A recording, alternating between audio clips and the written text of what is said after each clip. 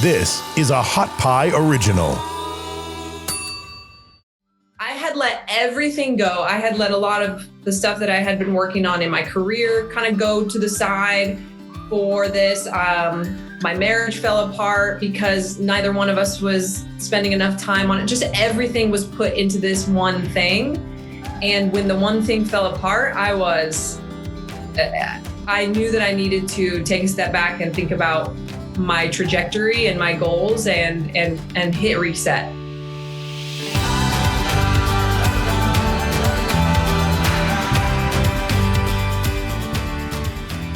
Co-founder of Street Parking, former CrossFit Games competitor, and mother of two, Miranda Alcaraz is co-leading a fitness movement built from passion and powered by community. In this episode, we discuss Miranda's unexpected journey from professional athlete to entrepreneur and how the biggest disappointment of her athletic career led to a fitness movement impacting thousands of lives across America. It's time for the It's Freaking Awesome Story of the Week, brought to you by The Festive Kitchen. Every week, we highlight stories of people who went above and beyond and thought about someone else before themselves. Now that is freaking awesome. This week, we're featuring Debbie Neal Strickland of Florida, who just 2 days after exchanging vows for her wedding, swapped her wedding dress for a hospital gown in order to donate a desperately needed kidney. The lucky recipient of the kidney? Debbie's brand new husband's former wife, Maylene Mirth. Maylene had just found out she's going to be a grandmother for the first time, and her kidneys were operating at just 8%. Without a transplant, her odds of survival decreased every day, so the hunt was on for a donor match. Maylene's brother wasn't a viable candidate, but miraculously, Debbie was. Debbie felt strongly about not wanting the grandbaby to be growing up without a grandmother, nor did she want her stepdaughter experiencing the grief of the loss of her mother while concentrating on the joys of new motherhood. Though a honeymoon wasn't in the cards for Debbie, giving the gift of life was. Awesome job, Debbie.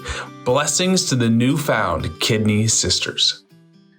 But before we get to my interview with Miranda, right now I just want to ask you something. Tell me if you know this story. You go out and spend hundreds of dollars on a fancy wearable device, hoping that it will help you achieve your wellness goals, and then it ends up in your sock drawer. Sound familiar?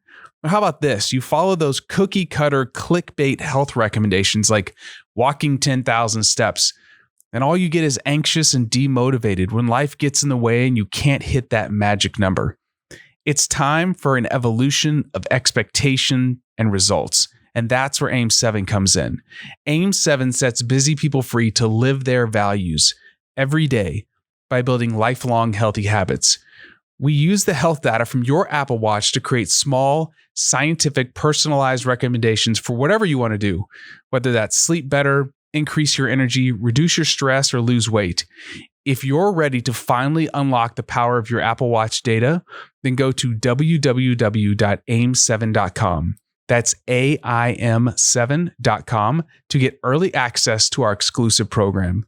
AIM 7 starts small and starts with you, your health data, your values to get to your thriving life. Finally, if you're looking for information and resources to improve your health, well-being, and performance, then sign up for my free high-performance newsletter, Adaptation. Just go to www.ericcorum.com and sign up now. This newsletter is my effort to bring zero-cost, high-performance resources and tools to anyone with the desire to improve. But now, it's time to lean in and learn from the best. Well, Miranda, thank you so much for joining us today. Welcome to the show. Awesome. I'm super excited. This is fun. So I heard that your fitness, your dedication to training yourself literally saved your life at one point. Can you talk about that? Yeah. We're actually coming up on the 9-year anniversary of that, which is just crazy. 9 years ago, almost to the day this month, I was in a car accident. I was T-boned. I was working at a seminar for CrossFit. It was lunchtime. I left to go get everybody coffee. I was turning back into the gym. Lunch was almost over, and I was T-boned by another car. I was in like a rental car too, like a small like Chevy Cruze, not a heavy enough, good, solid car, I guess you could say. And I ended up with a broken neck in 2 places and a broken hand. And for actually like 2 weeks, the broken neck was undiagnosed. I was taken to the hospital on like a spine board, and I was complaining of neck pain and stuff like that, but they thought that it was just whiplash and let me go with just a soft collar for my neck and some pain medication. And it wasn't discovered that my neck was actually broken for like 2 weeks afterwards. And when they discovered it, it was actually the doctor that was fixing my hand thought it was weird how long this whiplash was lasting for, and ended up sending me to get an x-ray and then sending me to get an MRI. And they basically said, if you didn't have so much muscle in your neck, you for sure would have been probably paralyzed. You could have been killed in the accident. And then for the last 2 weeks, the muscle in your neck has been holding it together so that you're still walking around and you're still fine to this day. So wow, it's pretty crazy. Was that, what was your first response to that whole situation? Which part of it? The initial accident or by the way, you have a broken neck? By the way, you have a broken neck and you could have died in the past 2 weeks. Initially, I mean, I was shocked and like angry a little bit. I mean, obviously at the doctors from the emergency room that just let me go. And then immediately it was a realization of like, oh my gosh, I'm going into surgery. Like I had surgery that day. The day they found out that it was broken, they were like, you need it now. Like every minute, hour that you're walking around like this is dangerous. So immediately it was like, am I still going to be able to have the lifestyle and do the things that I love and enjoy? Because this is a surgery around my spinal cord, you know? So there was that fear for sure. Wow. And that was it cervical vertebrae? Did you say C2? My C2. Yeah. They call it a hangman's fracture because it's actually how your neck breaks when people are hung or whatever. So, I mean, yeah, it's what severs your spinal cord. My goodness. Has it ever, just from a weird geek coach perspective, does it impact anything overhead or any type of movements that you do, or do you have to adjust anything? Yeah, it actually does. So my overhead mobility is terrible. I shouldn't say terrible. I've definitely seen people with a lot worse, but for what I would like it to be, I definitely have a lot of tightness around that area. I think a lot of it comes from the whiplash, even more than the break and the surgery. Just a lot of scar tissue and stuff.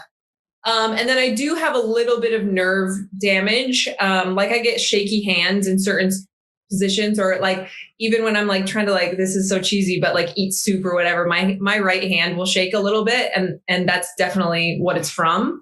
But overall, I mean, for how serious of an injury it was, like it hasn't hindered me from being able to do anything that I've wanted to be able to do. Wow. That's a pretty amazing story. You've also had another injury that was career-changing, life-changing. And I don't want to just highlight your injuries, but it kind of seems like in life, like, like when we've had, I ruptured a pec and that made me change things, from a football perspective. But usually for athletes, when you get injured, you have to adjust some stuff. But your CrossFit career, and you competed at the highest level, you made it to the CrossFit Games and 3 times, but you tore your ACL in 2015. And I heard you talk about this, and you said that you had to realize some very harsh things. What were some of those things? Yeah, so the neck injury was in 2012, and I was able to come back the next season and still compete. I didn't compete in the games that next season, but I did compete at regionals and placed the same place that I got the couple weeks before, the year before. So that was really cool. And then I continued my competition career. And then in 2015, I was on a team, and it was like when teams in CrossFit, so teams were kind of like a sideshow in CrossFit up until about 2014, 2015. And in 2015, 2 former champs decided both to go team the same year. And I think they were 1 and 2 on the podium the year before. So it was like this really big deal. And I was on the team with one of them, Jason Khalipa, who was really well known. And our team was just stacked. It was awesome. It was a real group. We had been working out together for years, and we were super close, super tight, loved training together. And we were on track to win. Like at regionals, set all sorts of records, just, finished workouts minutes before the other teams and things like that. It was amazing. It was like, oh my gosh, this team's going to come in and win. So on Saturday afternoon, we had already been competing for 2 days and we were like 100 points ahead of all the other teams. And we were like, this is playing out perfectly, like exactly what we thought, and it was like this really cool experience for all of us. And there was an event on Friday morning, and it was a 1 rep max clean and jerk. And we were already pretty wrecked, sore from some of the other events. And I completed 1 clean and jerk, which is all we needed. We just all needed 1 solid lift, honestly. Like we just had to hold our position at that point. And I got it, and it was a little shaky or whatever, but I still had time. And I was like, whatever, I have time. Let me add some weight to the bar. And then on the second clean, it was a power clean, and it wasn't like ugly. I mean, we've all seen some crazy lifts. It didn't look bad or anything like that, but I just felt my knee do something really weird. Like, was this a full clean or a power clean catch? I mean, I just power cleaned it because our legs were so messed up and sore. And right. I'm a power clean lover, I guess. I'm not going to squat unless I have to. Yeah. And so I cleaned it, and I felt something weird. So I just dropped it. And immediately I knew, I was like, oh no, I wasn't in pain. I didn't hear anything because it was loud. There was a crowd and music and everything. But I just knew, like I was like, oh, that whatever that wasn't good. Mm-hmm. So I was scared to walk on it and just went down to all fours, changed the weight on the bar like I was supposed to for the next person, like crawling around the platform, and crawled off. And then they took me to medical and checked me out and told me that I had a complete ACL tear. I wasn't in pain at all. And I guess they told me that it's because you completely tore it. Like if it was still kind of hanging on, it would hurt. But because I had completely torn it, I would end up in pain later. But in the moment, I was fine. So of course, I'm like, okay, well, we have a day and a half left or 2.5 days left. Like we're winning. I've been training for this for so long. Like we're going to win the CrossFit Games, like wrap up my knee, do whatever you got to do. Yeah. And let us go back out there. And they were just like, no, like we can't let you continue. Like it's not.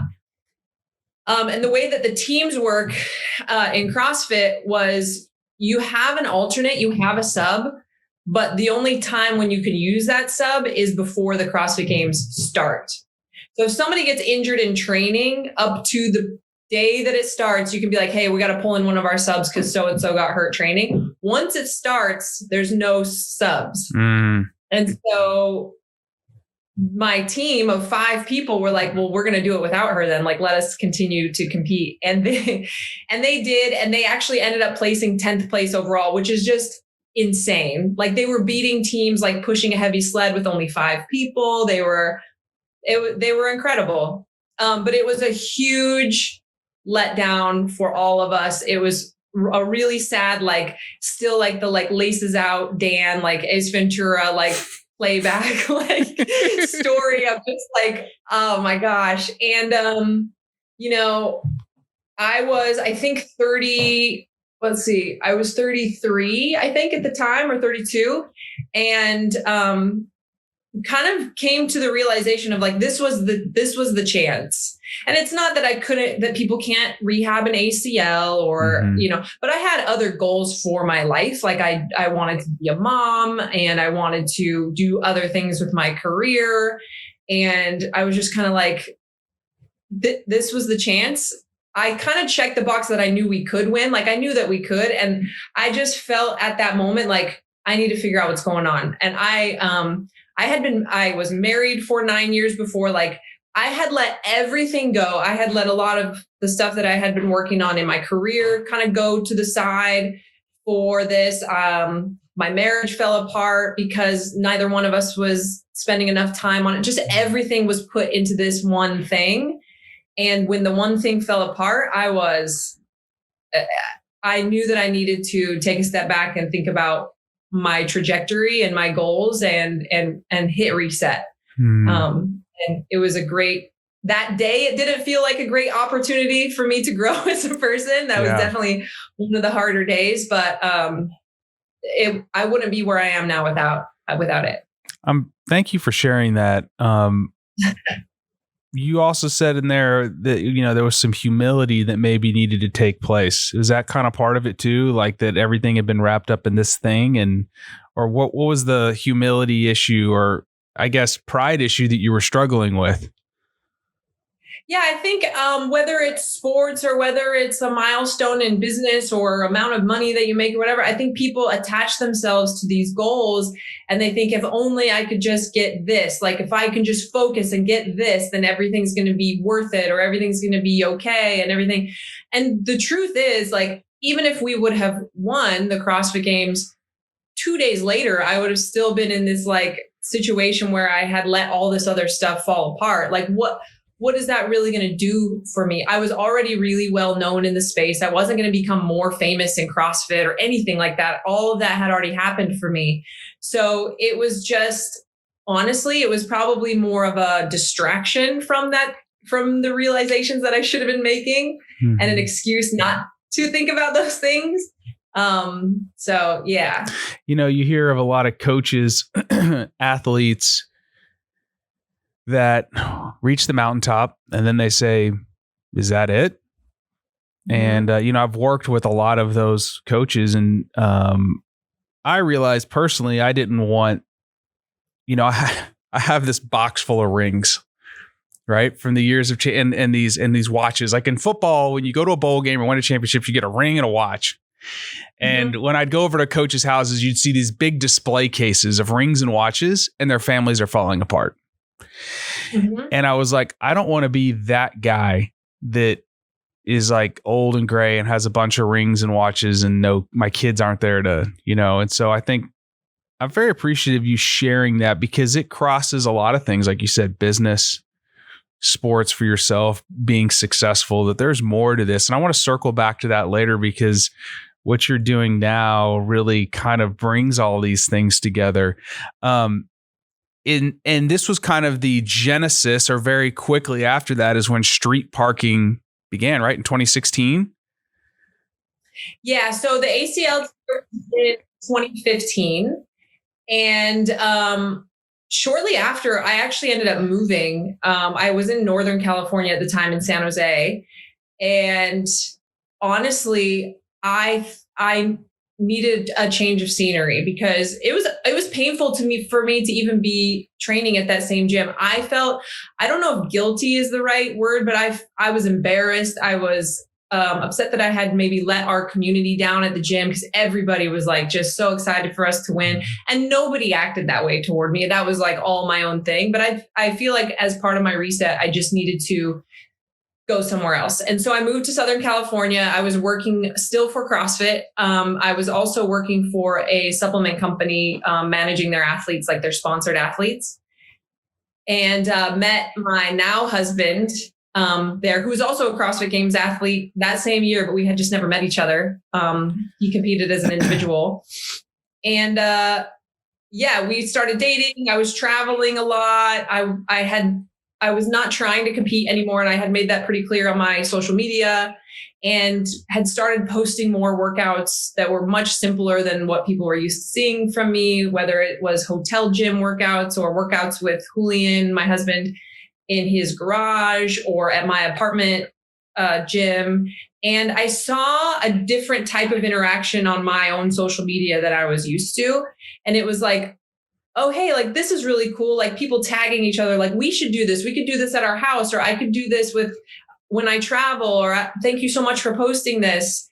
And I think I told you last time when we spoke before is I've always considered myself to be a coach. I never really identified as an athlete. I've been a coach since I was 18 years old in some form or fashion in fitness. And so for me, I've always wanted to be able to help people on their journey. And it's part of why I shared so much about my neck rehab and my knee rehab and all of that stuff. So the idea for street parking came from when I started posting more simple workouts for people. Interesting. And I think it's really interesting. So we had talked previously that your background was actually in interior design. Am I correct? Yeah. I went to school for interior design and I was, like a spin and like kickboxing instructor while I was in school. And by the way, I love your background, and the passports are just spectacular. And I'm going to steal that idea for my house one day. I just think it's lovely. You want to explain real quick what that is? You said it's. Yeah, if you guys are watching the actual video, I guess the pictures behind me are blown up versions of my passport, because for 8 years when I worked for CrossFit, I went everywhere. I mean, all over the map. And so that passport is now expired and I've got to get a new one. And I didn't want that to go to waste, because there's so many good memories and, you know, just something cool to show my kids. And who knows? I mean, travel is kind of weird now. So these might be like really cool to show at some point. Yeah, no question, because you may need multiple passports to go anywhere. Yeah. So you started noticing, and the reason I brought up the interior design thing is like you didn't have like formal business training. Oh no. So that it's very interesting to me that you had you were seeing, like, you basically, your MVP for your company was posting your workouts, and that you actually noticed the communication and the community that it was building. When did you decide to go, you know what? Let's make this a business? Yeah, so I had done similar things like that before. Actually, the group of us that trained together, our team, for a short period of time, we had a blog where we would post all of our workouts. Several members of our team were pretty well known in the CrossFit community. And some of the stuff that we would do, we were kind of known for flying by the seat of our pants as far as like programming goes. Okay. But we were also a lot of big personalities. And I thought back then, this was like 2013, I think 2014, I was like, you know what? People would love to see what we're doing. And so I would make videos and put them on Instagram of us. And like, here's what we did today. Here's what our scores were. Like, we just made this up like right before we did it. And we had a little community. We did one like gathering where people paid, I think it was like $1,000 to come work out with us for 2 days. How many people came to that? Oh, I want to say like, I think we capped it. I can't remember if it was like 50 people like that. Yeah, we definitely capped it just so that we didn't have more people than we had equipment for and stuff, you know? My goodness. Keep going. This is good. Yeah. And so I've always just kind of had, and I think I told you, I owned a gym in Utah also from 2008 to 2011. So you're right. No formal business training, but always a mind for wanting to build community, I guess I should say. And the only reason that we called it the NC Lab, because we were at NC CrossFit. The only reason that fell apart is because the guys didn't want me posting their workouts anymore, because they started worrying that people were going to like do them and then, I don't know, beat them. I don't know. They didn't like how open we were being. So I shut it down. And so this was just another version of that idea, I guess. And I don't know that the idea for it to be like a business, like that we intended on growing and doing for a long time, was ever talked about before we started it. It was like, hey, people like these workouts. We should like hook up with one of these logging platforms so that they can log their scores and see what other people are getting and communicate with each other. And we were like, it'd be really cool if we had like this small, like 100-person community that we can like be friends with and chat with and compare scores with. And that was like as far as it was thought out. And so we did that. We linked up with Wodify only because it was the platform that I was most comfortable with, because it was the one that the gym that I was training at the time used, and it was cheap. And we set it up and opened up registration. And by the end of the first month, we had like 700 members. You know what's so beautiful about this? The best businesses are built on community. And like if you had lightning in a bottle and you didn't even know it. Well, that's the other funny part of this story. I don't even know if I told you this. So I started a separate Instagram page, separate from my page. And one thing that I don't know how I learned this. I think it's very important, especially for anyone who's an athlete with a big name who wants to create a business. I knew that it shouldn't be my name. Like for some reason, I don't know where I picked this up, but like, it can't be like Miranda's like at home fitness thing, which is what everybody does because they feel like it's the best way to grow it quickly. So we named it street parking, which is basically like if you turn your garage into a gym, you end up parking your car in the street. And so I started the street parking Instagram on like November 18th of 2016. I was out of town. I was actually in the Cook Islands doing like I was doing like an appearance. Like I was hanging out with this group of people that traveled to the Cook Islands, and they had me come out there as like a guest, like athlete, like make it cooler or something. Anyway, so the very first workout that I put on street parking was me working out on the beach with this kettlebell that I had taken from the hotel gym. And I was doing like box jumps on like a picnic table bench. And that was the very first post. 2 days later, I come home and found out that I was pregnant. And so I was like, well, there goes that idea. No one, like I was known in our community for a very specific physique and a fitness level. And I was like, well, in my mind, it had never occurred to me that this would be a great program for parents. It was not something that I had thought about at all because it's not something that I thought about at all in my life. Like this pregnancy was not planned. This was also about 3 days after Julian and I moved in together. Like it was just all of this like exploded at once. But the pregnancy had the exact opposite impact on the community, and the community would not be what it is today if that timeline wasn't exactly what happened. So did Julian pick up the ball and start doing the workouts instead, or did you do it all the way through like 8-9 months? You know what I'm saying? Yeah. So it was definitely both of us the whole time, but he actually ended up competing. Maybe you don't know this story. He ended up competing in regionals in 2017 as an individual. Didn't know this. He wasn't. Oh, you're going to love this. He wasn't going to do the open. So Julian is my husband. He had qualified for the games in 2015 as an individual and competed. In 2016, he didn't make it.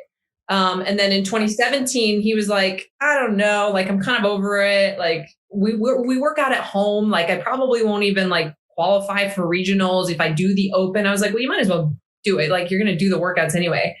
So he signed up, he qualified for regionals, goes to regionals. And like, we realized in between open and regionals that the first day of the CrossFit Games was, 2 days after my baby's due date. And so I was like, well, if you qualified, would you go? And he was like, absolutely not. First of all, I'm not going to qualify. Second, I'm not going to miss our child's birth to go to the CrossFit Games. Like, come on. He goes and he qualifies for the CrossFit Games. So now he has to really make this decision. Yeah. It was honestly, this was like another, like, you could not pay a marketing company any amount of money for this. So he's wearing a street parking shirt, which was still very not well known. Like it was still very early on. It was like 6 months into street parking. He's wearing a street parking shirt when they announce this dude just qualified and has chosen not to go so that he can be present in the birth of his first child. Mm-hmm. And people were sobbing, like crying. His spot ended up going to the next guy, the guy who was in like 6th place. And it was just like probably one of the more well-known moments for sure of that year. So that was another thing. I mean, we still have people to this day that say, I joined the day that I saw that because I knew I wanted to be a part of what you guys were doing. You connected with people on a real level. All right, everybody, we're going to take a quick second to thank one of our awesome sponsors. Let's talk about the snack that's freaking addicting. It's freaking awesome. Well, it is freaking awesome, but that's actually the name of the snack. It's freaking awesome. It's freaking awesome is a Nosh snack bag, a sweet, salty, crunchy snack with a kick. This snack has corrupted the palates of NCAA athletes to 87-year-old grandmothers.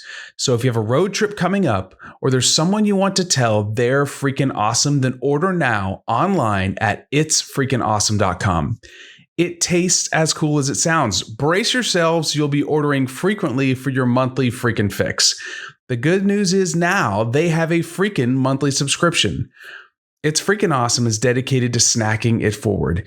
Each pouch features one of our fallen heroes, and 30 cents from every unit sold is donated to Carry the Load, a charity founded by Clint Bruce, benefiting those who have given the ultimate sacrifice in our military, firefighters, police, and rescue personnel.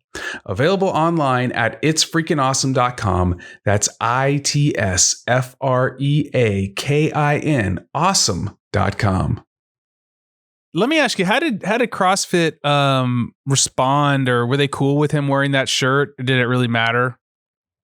Yeah, back then, at regionals, one of the ways that sponsored athletes could rep the brands that were sponsoring them was to wear whatever they wanted at regionals. At the games, they had to wear the uniforms, but at regionals, it was wear whatever you want. And I still, to this day, have a great relationship with CrossFit and my old bosses there and everything. And us included, nobody expected it to be what it is, even street parking, what it is today. I think then maybe we had like 800 or 900 members, and it was like a fun online program and not a big deal. I mean, to me, it's still not a big deal. But it's just, you're so in it that I don't know. It's a big deal. It's a big deal. And especially with the video content you guys are putting out, which is spectacular. Like, anybody listening to this needs to go follow Miranda, go follow Street Parking. Like, the video content alone is hilarious. You guys do a great job. Your branding is spectacular. Why is street parking? So first of all, why don't you tell people what street parking is? Okay. So street parking is basically, like I said before, it's a program that is designed specifically for people who don't have access to a lot of equipment and want to work out at home, or people who just, maybe you don't like the gym atmosphere. Maybe you aren't close enough to a gym for it to make sense for you. Maybe the class times are just never something that works for you. Maybe you travel a lot. And so it kind of started out with this idea of there's 3 versions of the daily workout. They're not levels. It's just based on what equipment you have available to you. So if you have a pair of dumbbells and a jump rope, you can do all of our programming. If you have a barbell and plates and a pull-up bar and that kind of stuff, then we'll show you the version of the workout that would be for you to do with that stuff. If you've got access to a full gym, or you've like decked out your home gym so much, you've got a rower and a bike, we'll include that as well. And that's kind of like the framework that it started. And then we ended up adding accessory programs, and we ended up adding like a more simplified version of the workout for people who might have never done this type of training before, or people who are pregnant. I mean, we saw the need for that because I was pregnant, like you said, doing the workouts and stuff. And so it's definitely grown, but that basic framework is just, hey, it's one workout, but it's shown 3 different ways with all sorts of, like, we call them customizations. CrossFitters oftentimes call it scaled movements or scaling it. We like customizations because it sounds cooler, and like you're not making it easier necessarily. You're just choosing what's right for you. Modifications. Modifications. And I had been a coach for so long that I really, I wanted to give everybody, I can't give the in-person coaching and the feedback. We can't, it's just not possible, but I can give you all the tools that any good coach in person should be giving you every day in class. We can deliver through video content and through written descriptions and things like that. And that's been our goal from the beginning. I love it. So who would you say is your target audience? Honestly, anybody. One of the terms that we use a lot, or one of our hashtags, is control your fitness. And in 2020, this came out really, it became really obvious how important it is for people to just have a basic knowledge of how to be in control of their fitness, no matter what their circumstances are. So whether you're somebody who works out at home all the time, or whether you just want to, maybe you have a set of dumbbells stashed in the corner for days that you don't make it to the gym, or for periods of time where you're super busy, or when you travel, that you probably are always going to be able to find a pair of dumbbells.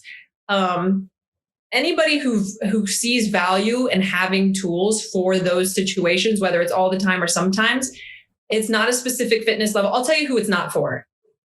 It's not for anybody who's trying to be a professional athlete. Okay. Okay. And it's not for anybody who doesn't genuinely want to make change or to sustain a healthy lifestyle. Those two ends of the spectrum we are not for. Everybody in between can find a place and find programs that work for them within what we've got. I love it. I like the inclusivity, and I also like the exclusivity, because you can't serve everybody. You really can't. No sustainable business can serve everybody. What I really, a friend of ours, a common friend of ours, Mario, told me to start following you. And this is a while ago. I was like, oh, okay. So I started following you, and I've never really followed anybody from that world that came out of CrossFit. What I was attracted to was I'm a parent. I have 3 kids. My wife and I are both. My wife's a former college athlete. We all do jujitsu. That's our family thing. And what I love is like how accessible your training was, but also you shared your life and you were real and authentic. And I think I entered in. I've seen different times when you were pregnant, and then post pregnancy, and how you navigated that, and then you sharing like, what I eat every day, and like this is something I've been wanting to ask you. It's like once a week you eat 3 slices of pizza. Yeah, we had some last night. I actually had 3 slices of pizza last night. Is that a lot, or is that no? I don't. I just love the fact that you're not living like you eat healthy, right? But you also go to Starbucks. You're not drinking like the whipped mocha frappuccino, whatever it is, but you eat pizza you go have pizza once a week, and like it's a very balanced life. That's, you know what I'm saying? It's like you're not living something that people can't relate to. And I just loved how you shared the honesty of that. I noticed that you have a postpartum program on the site. Is that grew out of your experience, and then other mothers reaching out being like, hey, this is something I struggle with. Can you help me with that? Yes. So as a coach, I think it's important, and I'm sure you'll agree with this, to know what you know and know what you don't know. Mm-hmm. I have no experience in training other pregnant people or postpartum. Like, I don't have education. I do more now. Like, I've taken some courses and stuff now, but I paid for and hired people to help me through my first pregnancy because I don't know that stuff. And I saw value in that. So we do have a postpartum program, and we do have pregnancy modifications and stuff like that.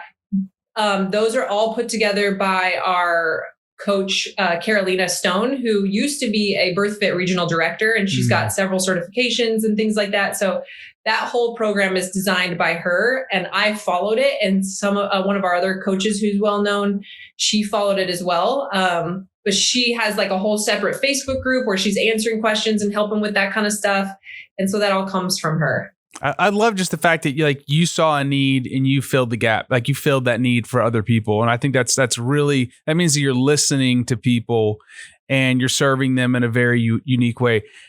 You guys have a thriving business. It's just a really cool deal. How are you balancing being a mom, an entrepreneur, and then also trying to maintain a strong marriage and relationship with your husband that you also work with? I don't know that balance is ever like a word that it's not attainable for sure. There's definitely seasons where I'm more focused on mom stuff and then more focused on the business stuff. And we have my husband and I work very well together, and we take equal share of both things.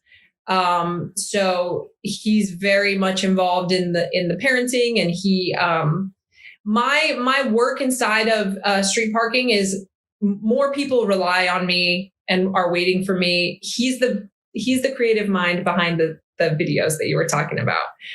His schedule isn't as structured, or he doesn't have as many Zoom calls as I do, I guess I should say. Okay. He has a little bit more flexibility. So yeah, he's the one that takes Knox to his Montessori school and drops Banner, the younger one, off at his mom's house. And we both are up in the middle of the night with them if they're not sleeping, and we both feed them, and we both, all of it. So that helps a lot, obviously. Having his mom live so close to us and watch them is huge, because it's not, I can't imagine, and I know it's so common, but just dropping your kids off at a daycare, that it would feel much more difficult to me than dropping them off at grandma's house. Yeah. You know? And then, yeah, I mean, you just kind of do it, and you just have to reevaluate and check in and make sure that that I'm never going to get back to that place where I was before, where it's like, oh my gosh, street parking has 50,000 members, but my kids never hang out with me and they're sad, or, you know, I'm not paying attention to them and stuff with the marriage. I think because I allowed that to happen before, I'm much more aware of making sure that it doesn't happen again. Do you guys have like a rhythm of like some of my friends, like some guys I know, it's like, you know, date weekly, retreat monthly, or like get away monthly, and like annually, like go away by yourselves. Do you guys have like a rhythm for yourselves of like, hey, we need to, like, we're going to go out on a date and it's just you and me. There's no street parking. There's no kids. It's just us. Have you guys figured that kind of routine out at all? Or I know the pandemic was weird. So yeah.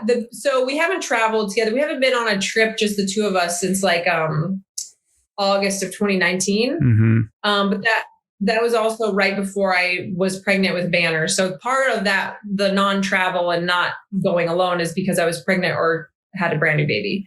But yeah, I mean, we have pizza every Wednesday night at home.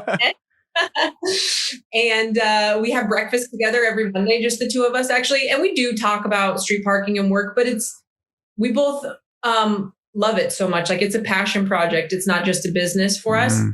And we definitely have times where one person will start talking about it and the other one will be like, I don't want to, like, can we talk about something else? Yeah. That happens. Yeah. And then Sundays for our family, we're very strict on Sunday's family day and no work and that kind of thing, which is awesome. I love to hear that, because we do the same thing in our house. Like, a good friend of mine, he's actually a minister, but he shared this story. It was the old the New York Times magazine. There used to be a magazine the New York Times. There was a magazine inside the New York Times that came out on Sundays. And there was a great article he shared with me on this. She's a non-practicing Jew. And she just said, like, she used to, you know, Sabbath day, she would like take a, you know, when she grew up, there was like on Saturdays, you just don't do anything, right? And then she got older, it was like she just worked all 7 days a week. And what she found is even like the times when she was looking to rest, like the things that were supposed to be relaxing to her were not.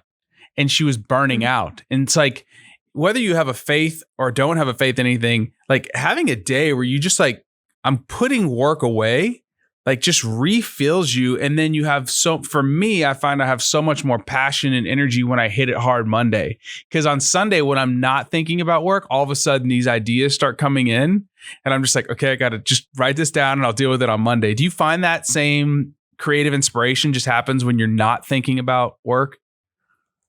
Yeah, absolutely. Actually, the idea for street parking came when Julian and I were like in Belize on some like romantic vacation when we were dating. It was like, oh, we should like turn it into this. And then we did a summer camp with our members in 2019 where we had like 300 adults at this like kids summer camp sleeping in bunk beds. And like, it was just like this huge gathering. Of street parking as a summer camp?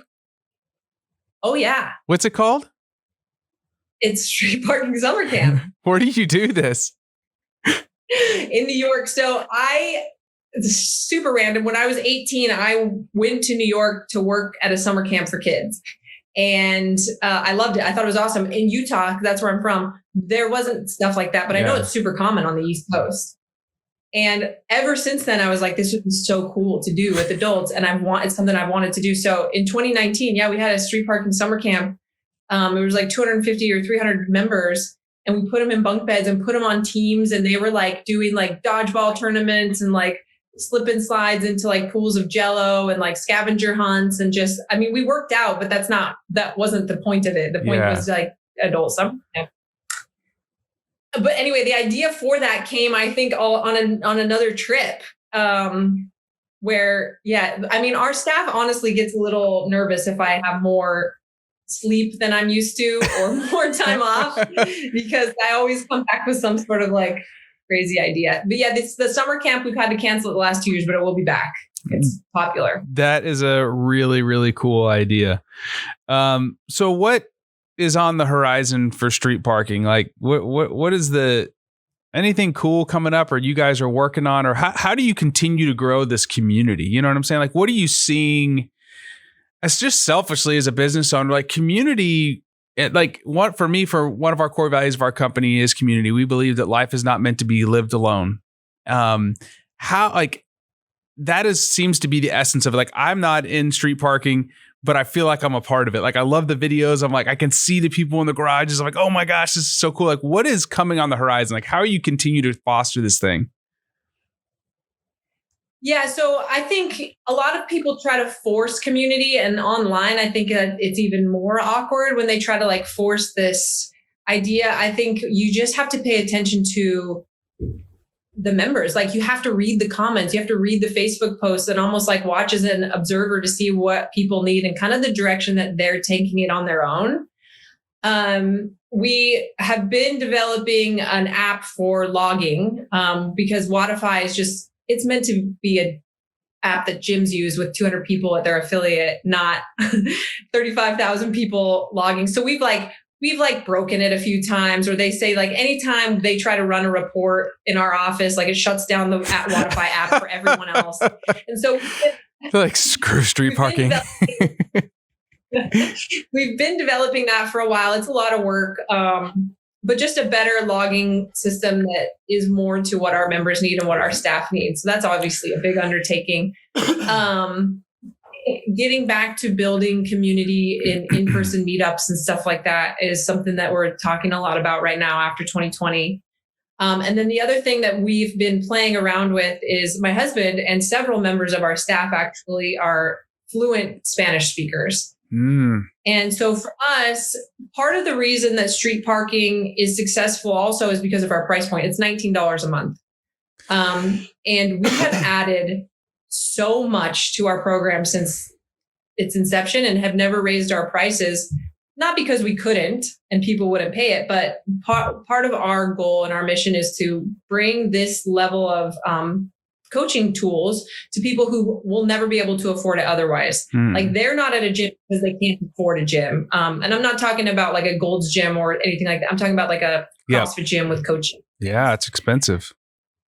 Yeah, it is. And so the Spanish speaking community, a lot of people are in that position, and we have staff who speak. So not that we would do the whole program in Spanish, but adding Spanish options to some of our tools, the movement library and some of the workouts and the coaching tips and stuff is something that we've been working on as well. You should come visit me in Houston. We'll kick it off.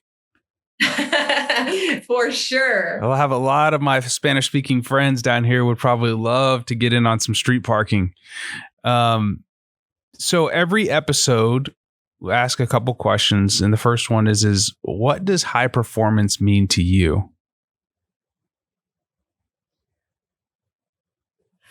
High performance to me is all, it all comes down to accountability, and whether that's, and it's just being honest with yourself, because you can't achieve any level of greatness or high performance or whatever you want to call it in anything if you're constantly lying to yourself about where you're at. And so to me, it's like a very high level of accountability to continue to grow. That's really a unique answer. I really like that. Lying to yourself, doing a really good self-assessment. It's kind of like people that want to lose weight and they're, like, oh, well, I've been eating right Monday through Friday, and then you can self-sabotage, and sometimes you need somebody else to be, also you said earlier, which I thought was really unique. You didn't know how to train yourself through pregnancy, so you hired a coach. I think that's a great example to set for everybody, that no matter how high up you go in whatever profession you're in, everybody needs some coaching and a little bit of accountability. So that's great. Next thing, what are you doing or what hot habits or practices have you adopted to keep you performing at your best? Like, are there habits or things that you're doing consistently to make sure that you're on your A game? Yeah, I mean, I think the obvious answer would be a lot of the like nutrition and fitness and all of that stuff. Those things are so second nature to me now that I want to answer with something more useful or something that I'm working on now. I have started doing like morning, like look at me with my hands, meditation, and just like as a mom, as a business owner, and as a person who like I constantly have ideas and I'm so excited about what we're doing. It's really hard for me to slow down and to just be present. And so I've started adding in that. I've started taking, it actually started when I was pregnant with my second. I was going on these really long walks just through our neighborhood and not having my phone be a part of it. So slowing down and learning how to be present has been really important as a parent and just as a person. I love it. My good friend, Dr. Peter Haberl says, attention is the currency of performance. And so if you can put your attention on what you want it to be on, then you can perform. And I understand that scattered brain, that's a hard thing to deal with. You just took my next question. Like, how are you growing right now? Is there anything else? Like, do you read? Do you listen to audiobooks? How do you find and seek information to help you grow? Yeah, I love that. There are a lot of podcasts that I enjoy, and they kind of send me down a rabbit hole. Like you'll be on a podcast or you'll be listening to a podcast and maybe the person on the podcast you think is really great. And then they mention a book and now I'm listening to that book. And then in the book, they mention another book, or you seek out podcasts with the author of the book and then they mention this other podcast. And so there's not like one specific one that I listen to. I just end up, following where I'm guided, I guess, by the things that are interesting and stand out to me. I do a lot of audio. Sometimes I will listen to that kind of stuff on my walks. I listen to that kind of stuff a lot when I'm driving or even when I'm like doing my hair and my makeup and stuff like that. What subjects do you like to learn about? For me, I like a lot of the fitness and nutrition stuff. Obviously, I have a pretty good grasp on a lot of that and a pretty good education. So for me now, it's a lot of community building stuff. It's a lot of business stuff because all of that is very new to me. And I know I have so much to learn and so far to grow in that. And then there's a lot of parenting stuff that I'll listen to as well, actually. Yeah, that's a big part of your life. Yeah. Now you got these two boys that you and Julian get to mold and direct, and that's a big responsibility. That's probably the biggest one of them all. Do you love being a mom? I do. I love it. I mean, I actually wasn't sure all through my 20s for sure if I was going to have kids. I wasn't necessarily like hardcore one way or the other. I kind of had a hard time picturing it, and it was definitely a question for me. And then when I was single for a very short time, when I was like 33, it was after the CrossFit Games in 2015, I knew that I wanted to be a mom, but I didn't know how I was going to be a mom now. So I thought about adoption and so all this, and no one could have prepared me for how special it is. And had I known how special it is, I wouldn't have ever been in that mode of questioning it, I don't think. But it changes you completely. As like I tell people all the time, I feel like I have like multiple personalities because my natural state and what I've been used to up until this point is someone who has a full-time job and then like a side hustle and then like the side hustle and also trying to be an athlete. And like, that's me as a person. And if I didn't have those boys and I had street parking, I would work day and night and be totally happy doing that. Like not like in like a depressing workaholic way. Like I would be stoked about it. But sometimes I'm like, you know what? I just want to be a stay-at-home mom and only be with them. And it's crazy to hear myself even think that, but it's definitely, I go back and forth and I feel a little nuts. Well, that's the nurturing part of you that gets, awakened, I guess. I always tell people like when I didn't get married till I was my late 20s. And when I got married, I was like, man, I'm a selfish person. Like, when you get married, like all of a sudden, like, it's like, okay, like, it's not just about me anymore. And like your selfish tendencies start to come and you start realizing, kind of sheds light on them. And then when you have kids, I was like, I'm a total scumbag, cause like, you're just like all, I'm saying, it's amplified about like how I just hate to, like how selfish I am. And then like, this is the child that I've been entrusted to take care of. And it really shifts you as a person. And it I don't know. For me, I think it's a magical thing, and it's a blessing in my life. But it's definitely a character builder, isn't it? Oh my gosh, yes. But something else has so much more meaning. I was talking to somebody earlier today, and he was saying like how much he appreciates that we have remained authentic, even though we've become successful, and it would be very easy for us to go like super cheesy with, just fitness gimmicks or trying to sell stuff to our members that we don't actually believe in just to make more money, or like super glossy fitspos or whatever. And he was saying how much he appreciates that. And I was like, yeah, we could totally do that. But then I'd have to grow up with my sons seeing me do that, and how that changes their perception of everything. And so they guide you to be a better person in so many ways. No question.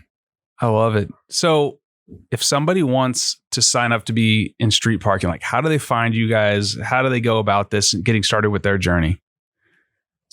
Yeah, so you can find us at streetparking.com. On Instagram, we're at streetparking.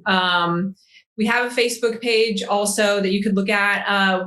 You could check me out on Instagram. I'm at Fearless Miranda.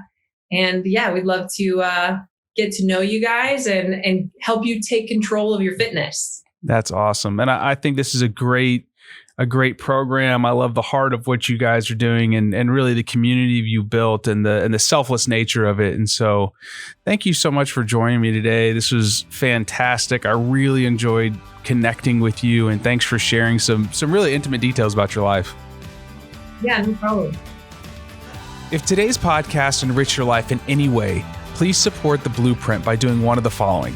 If you're listening on an audio platform like Apple or Spotify, please subscribe. If you're listening on Apple, please leave us a 5-star review and some feedback. Your feedback is tremendously valuable. And finally, if you watch us on YouTube, please leave us some feedback and also subscribe there. We'd love to know how we can improve the show and which topics you're loving. Thanks for joining me, and I look forward to engaging you across all of our platforms. Thanks for listening. You can find more episodes and all other Hot Pie Media originals baked fresh daily at our home on the web at hotpiemedia.com, the Hot Pie Media YouTube channel, or wherever you listen to podcasts.